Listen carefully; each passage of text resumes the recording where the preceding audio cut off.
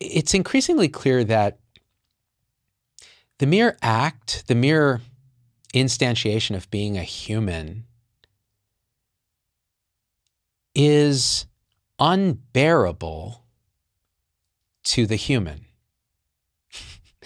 So from the standpoint of the human ego, the human mind, the process of thought and belief that create a story of us against the world, us separate from all that is, that's an appearance, that's a pattern of thought and belief and energy. Actually, it feels energetic. There's an energetic sense that you're here or here looking out at this, interacting with other entities. And from very young, society, our parents, the structures around us, our education system, our churches, our religions, everything condition us in a way to further solidify those kind of thought-based beliefs and structures, that we are separate, that our worth is somehow dependent on our relationship and value to others in some way, on our accomplishments, and that certain emotions and feelings are actually not good. And you should try to either control them, manipulate them, reframe them, escape from them in imagination and story and fantasy and movies, escape from them in thoughts of what the future might be, where those difficult feelings aren't there because of something that you, the separate entity, has done. And this is the standard operating system of humans for as long as humans have probably been humans, and maybe even before that, as they were proto-humans. And all of it occurs in reflective consciousness, in our sixth sense, thought. All of this is appearance in awareness, in thought. And you can see that because all you have to do to notice that that's true is not believe me, but look into your mind, look into your current experience. Okay, who am I? Oh, I'm a physician who makes YouTube videos. Okay, where is that? What is that? What is that idea? That's a thought. And when is that thought happening? Now. So where is this person who exists in space and time, who has a story and so on? Can't find it. So the actual experience of reality is raw, it's intimate, it's immediate, it's without label, it's indescribable, it's beyond the descriptions, and it's only and always now. And only and already now. So it's always been like that. Because I would challenge you to find a time it hasn't been that. You can't find anything but now. Now, since we were young, what we've been taught is that these strong feelings, these emotions that arise, that often you can't even name because they're just this powerful energy. And then they kind of take a kind of a form when thought gets involved, like longing, loneliness, neediness. And then, of course, the usual anger and fear and restlessness, discomfort, this feeling that you're jumping out of your skin, that if I don't do something right now, I'm just so uncomfortable. I can't not do something. I have to go act it, go to the grocery store, go apply for that new job, go project a thought into the future of how I might do something that would prevent me from feeling this energy, which I've been conditioned from when I was young to feel is bad, is not acceptable to feel. So I try everything I can not to. And it's not a comfortable energy. It's not an energy that fills you with bliss. So the mind wants to do something. The mind is trying to make you happy, make the organism happy. So it goes and seeks. It's always on a treadmill. Okay, what's the next thing that's going to get this feeling to relax, this restlessness or this longing or this neediness or this discomfort, whatever it is, whatever the feeling is. And when I called this piece the unbearable heaviness of being, what I'm referring to is that, exactly that. When you just sit with your present moment experience, with being, instead of doing, just being. unless you're an advanced meditator or something, or highly, whatever, that's all a story too. What's actually going to happen is strong feelings are going to arise. Thoughts are going to bombard you. It's going to sound like a radio station, just somebody's turning the seek button, just, this is K-Boss 23.6 on the, there's no 23.6 on the FM dial. And then the next thing, and the next thing, and the next thing, and then switching bands to AM. And then you meditate a bit, and then it's just playing classical music. It's a much more mellow stream of thought, but it's still a stream of thought. And under that is this torrent of energy that you don't even know what to do with, that we call emotion. And to the conditioned human mind, it is unbearable. It's absolutely intolerable to just be with that. For the untrained mind that's been conditioned by, we should say it's been trained by human society. So what do? We go seek accomplishment, we go become a doctor or a nurse or a healthcare practitioner or a judge or a lawyer or an engineer or whatever. We try to make our parents happy. We try to make ourselves happy. We try to blame our parents for our unhappiness. It's just a constant hamster wheel of dissatisfaction, what the Buddha called dukkha, unsatisfactoriness. It's just baked into how the mind experiences presence. And the unbearable heaviness of being is just that. Now, so what, are we screwed? Like, is life just miserable? Are we born to suffer? Is that just what it is? And that's the catch. We're not. That's all through the lens of our conditioned mind. So what happens when the conditioned mind relaxes, or it's reconditioned, or it stops? And then there's just being. Just this. And then that feeling that you were calling neediness or desperation or longing arises, and it's felt where it is, which is in the body somewhere, maybe in the chest, maybe in the pit of the stomach, maybe behind the eyes, like you're about to cry or something. And you feel that. And instead of running into thought, into story, into belief, into deflection, into denial, into reframing, into therapy, into whatever,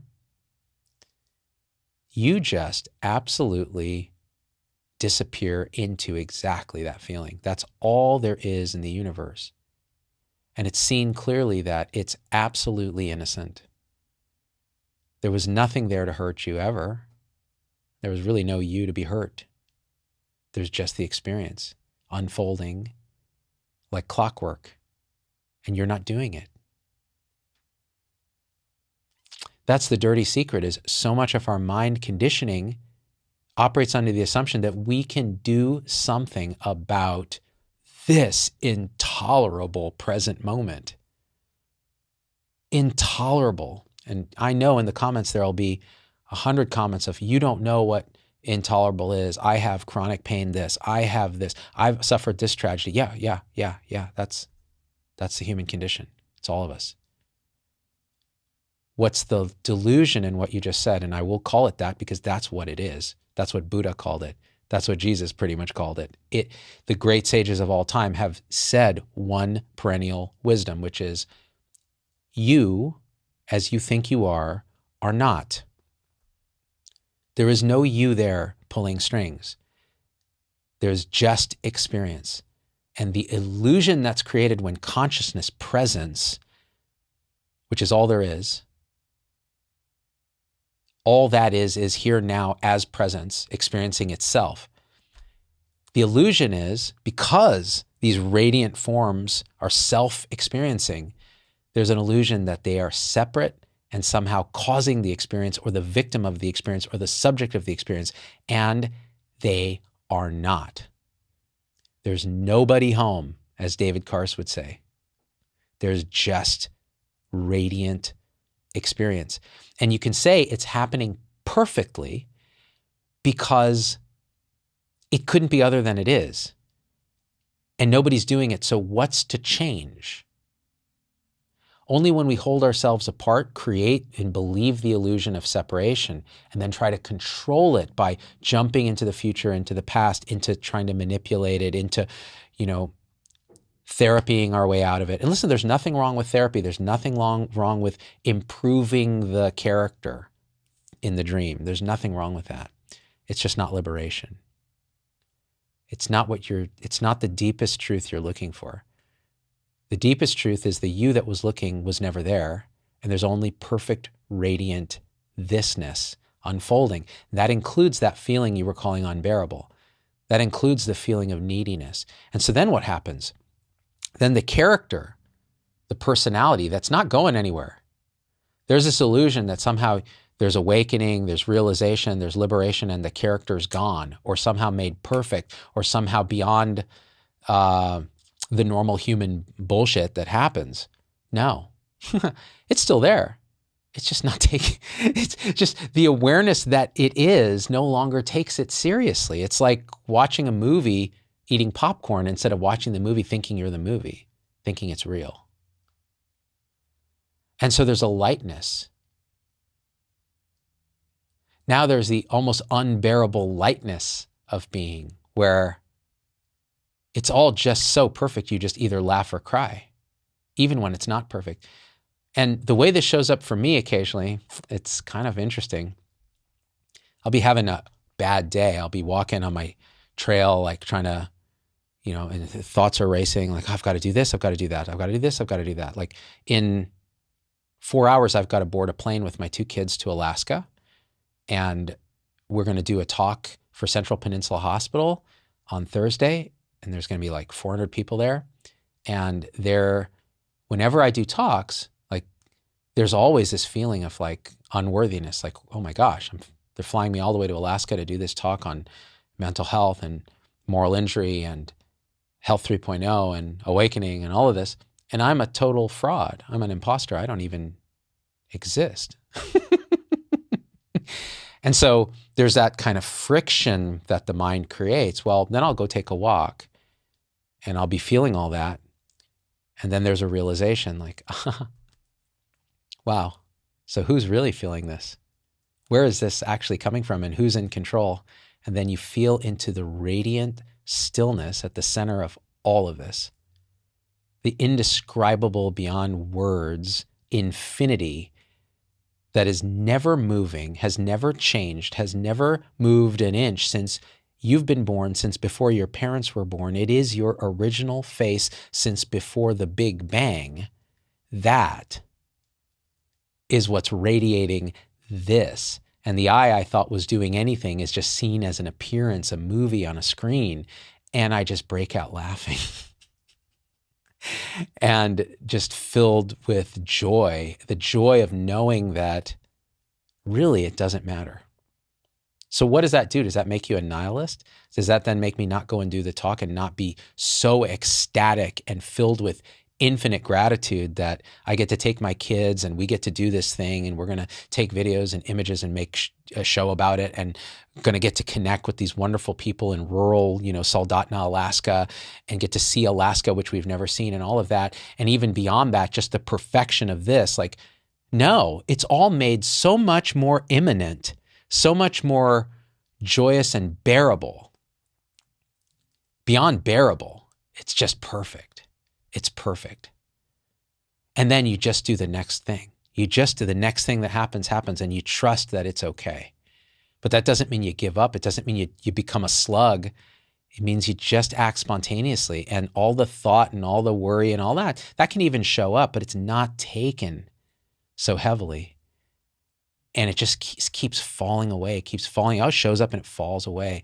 And it's not clinged to and it's not held. And this unbearable heaviness of being is only unbearable from the lens of the self, of the false sense of a separate self. There never was a self. That's the thing. It's the sense of separation that's the illusion. You could say, well, no, the self is an illusion. No, there never was a self. Don't make a mistake. Don't delude yourself. And you can see that talking about it is hard because our language is designed for separate selves to communicate across distance, subject and object of sentences. Just got to work with what we're given.